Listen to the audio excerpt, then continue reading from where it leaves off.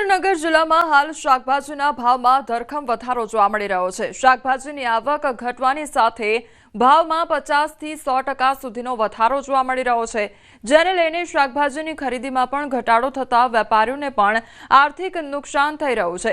બીજી તરફ ગૃહિણીઓનું પણ બજેટ ખોરવાઈ ગયું છે। થોડા સમય પહેલા થયેલ કમોસમી વરસાદના કારણે શાકભાજીની આવકમાં ઘટાડો જોવા મળી રહ્યો છે।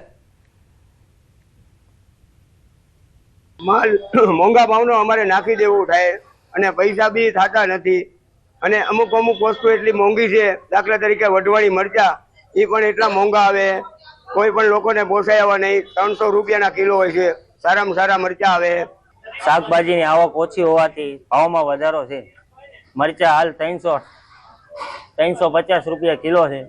आदू हळदर बधुं 100 રૂપિયા 120 રૂપિયા किलो है अने मालनी आवक भाव ओછી है। वरसादना कारणे माल आवतो नथी એટલે ભાવમાં વધારો છે। શાક બહુ મોંઘું થઈ ગયું। પેલા 200 રૂપિયામાં 5-6 શાક આવી જતા હતા, અત્યારે નથી આવતા।